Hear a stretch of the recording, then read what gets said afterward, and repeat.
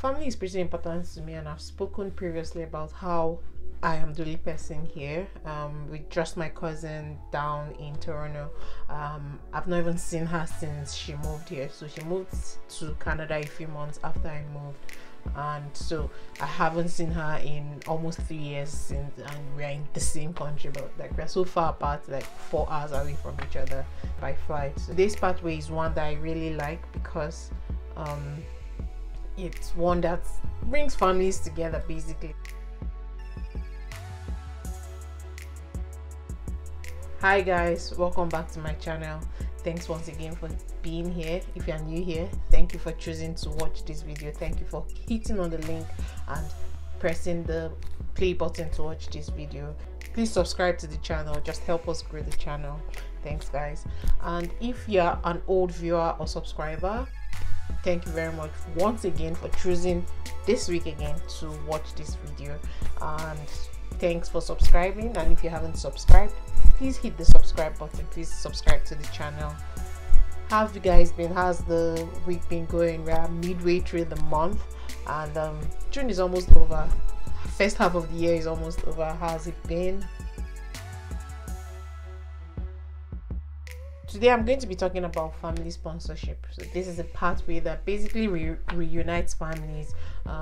It allows people who are 18 years and above, who are either Canadian citizens or people who are registered in Canada as Indians or permanent residents of Canada, to sponsor certain family members to join them in Canada as permanent residents. So yeah, you can become a permanent resident of Canada through family sponsorship. So who can you sponsor? You can sponsor your spouse or your partner. So it could be your common law partner and their dependent children. So if maybe your spouse was in a previous relationship or were previously married and there was a child from that union, you can sponsor their dependent children. So the children who are still dependent on them, you just sponsor your spouse or partner as the primary applicant, and then the dependent children come under them as dependent applicants. You can also sponsor your child who's dependent on you. So there are two subdivisions for this. So the first one would be to sponsor a child who is dependent on you but under the age of 22. And you can also sponsor a child who is dependent on you but up to the age of 22. And you can also sponsor their own dependent children. So if your dependent child has a child that is dependent on them, you can also sponsor them under this pathway. So your dependent child, primary applicant, and then your dependent grandchild basically would be a dependent under your dependent child's application. I know I'm saying a lot of dependents, but yeah, dependent. Anyway, so your child can be yours biologically or by adoption, so it doesn't really matter as long as you can prove that this is your child. You can also sponsor your grandparents and your parents. So you can sponsor your grandparents and your parents. So if your parents are probably divorced and married to other people or are with other people, they can also come under their application. You can sponsor them as well. And if they still have dependent children, maybe your sibling, either your full sibling or your half siblings, they can also be sponsored under their application. So again, parents or grandparents would be primary applicants, and the dependent child would be the secondary applicant. They'll be a dependent under your primary applicant. Note that you cannot sponsor your spouse or partner's parents. You can be a co-signer on their application, but you cannot sponsor them. So if they are applying for their parents, you can co-sign on that application.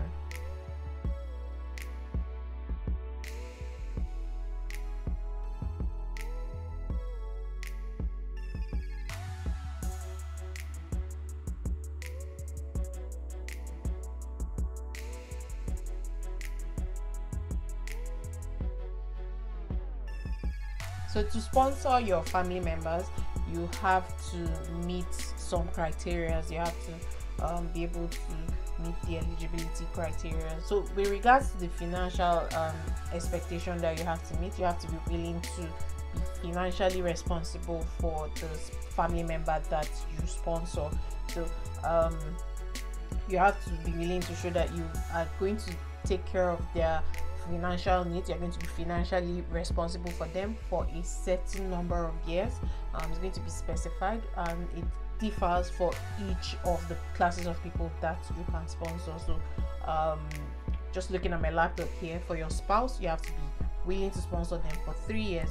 For your dependent child who is under 22, you have to be willing to sponsor them for 10 years or until they turn 25, whichever comes first. You also have to be willing to sponsor a dependent child who is over the age of 22 for 3 years. And for parents and grandparents, you have to be willing to sponsor them for 20 years. So you are going to enter like a sponsorship agreement with them, indicating that yes, you are going to be willing to take responsibility for them financially, and they would also agree that they are going to try their best to be able to take care of their family's financial needs, so they are going to be able to provide for themselves. You have to also indicate that your family members will not be benefiting from any social assistance from the provincial government, and if they do, you have to be willing to repay that, because like if you don't repay that, it can come and haunt you in the future. It can come and bite you in the future if you try to apply for another person. Under this family sponsorship pathway, you may be required, so depending on the application it differs. So maybe for a child it might be different. For a spouse, you might not need to have that. You would need to show that you are making a certain amount of income, you are meeting the you're above the country's poverty level or whatever, and depending on the size of your family. So it just depends on who you're applying for. You may need to prove the income that you're making in Canada, within Canada, just to show that you're able to take care of yourself and the person that you are looking to sponsor. If you also live in Quebec, you may need to prove some other things. There are additional factors that you may need to meet. It's not the same for those who live outside Quebec, who live in other provinces and territory outside Quebec. There are also things that can make you ineligible. So if you have previously sponsored a spouse and you are still financially responsible for them, so remember that financial responsibility for a spouse is 3 years. So if you are still financially responsible for them, if it's within 3 years that you had sponsored them, you will be eligible to sponsor another spouse. If you are also somebody that was sponsored as a spouse, you cannot sponsor another spouse within 5 years. So you cannot do buju marriage to get the sponsorship and come here and then expect that within 5 years you can just bring in your real wife, like your Nigerian princess wife. So yeah, you would have to wait 5 years to become eligible to file. If you do not repay an immigration loan, you may be ineligible. If you are in jail, you may be ineligible. And if you're not financially fit, so you do not meet the financial requirements, you might also not be considered for this. What are the fees? If you are sponsoring your spouse, your partner, your grandparents, your parents, or a relative who is over 22, the amount that you would pay, the fee would be $1,080. So that would be the amount, $1,080. That would be how much you would be paying for their application. And if it's for a child, you would be able to pay $150 for each child. So for each child it would be $150. So what are the current processing times? So for spouse and your child, it can take up to 12 months. That's the current processing time. And for your parents or grandparents, the current processing time is between 20 months to 24 months. Basically, just give yourself 2 years to have your parents come and join you as a permanent resident here. How do you apply for family sponsorship? For spouse, partner, children, or relative, you have to send in 2 applications. So the first application would be an application to become a sponsor, and also their permanent residency application. So you fill out all the forms and you submit the 2 of them together. So you have to submit the application to become a sponsor and also the permanent residency application together. You mail that into the IRCC. They'll give you an address where you can mail that into. So for the parents and grandparents visa, that is actually currently closed, but the way it works is that you would indicate your interest to become a sponsor. Then they would invite you to apply. If you qualify, they would invite you to apply, and then you put in the application. So this is currently closed. Another way you can get your parents to come into Canada and be with you for a while beyond the regular 6 months that visas normally allow you to stay for. So it's called the super visa. This allows parents and grandparents who have children or grandchildren who are either Canadians, registered Indians, or permanent residents of Canada to come into Canada and see them, and they can stay for up to 2 years. So basically, visa would be issued. They would be given a 10-year visa, and at the time, so they can come into Canada, and at the time they can stay up to 2 years, and they don't have to leave after 6 months.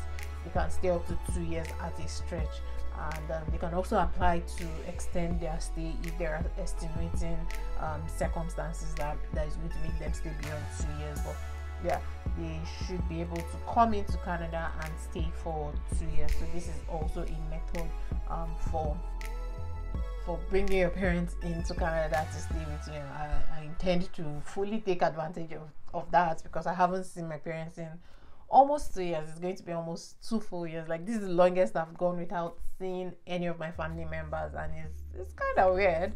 But yeah, I'm going to try to take advantage of that, so my parents come and just be around with me for a while. Although I know my father will not be willing to stay in the cold, so rally around and have him come stay with me for summer at least. There are certain people who came into Canada sponsored by their partners, and then they are experiencing some sort of domestic violence. Options for them under this pathway to remain in Canada legally without having to stay in an abusive marriage, because like you've seen situations where people remain in an abusive marriages because they know, oh, okay, I don't have papers outside of this person that is abusing me, that brought me into the country, and the situation back home is not better, and so I wouldn't want to. I'll just stay in an abusive situation just so I can get my papers. Well, with this, like, they are so big on domestic violence. So if you are suffering domestic violence and you came in under this pathway, under the family sponsorship pathway, there are options for you.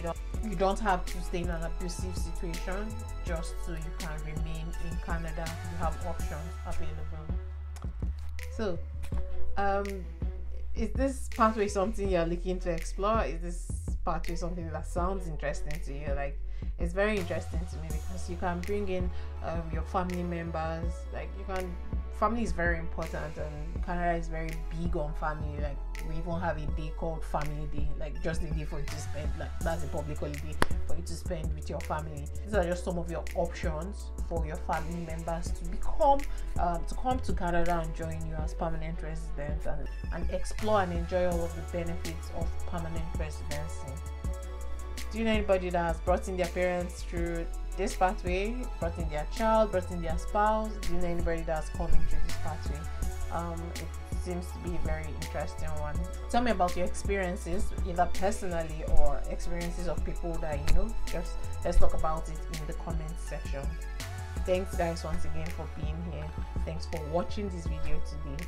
Please like, share and subscribe, and please comment. But give me your experience, the experiences of others, how it's been for you with this program. Thanks for watching this video. I hope you've been able to learn something from it. Just give me your opinions, give me your experiences, the experiences of others, your personal experience. Let us talk about it in the comment section. Please don't forget to like this video, and also please don't forget to subscribe if you haven't subscribed to the channel. Also share this video with your friends, share this video with people that you know that are looking to bring in their family members into Canada. Do have a lovely rest of your week. Goodbye.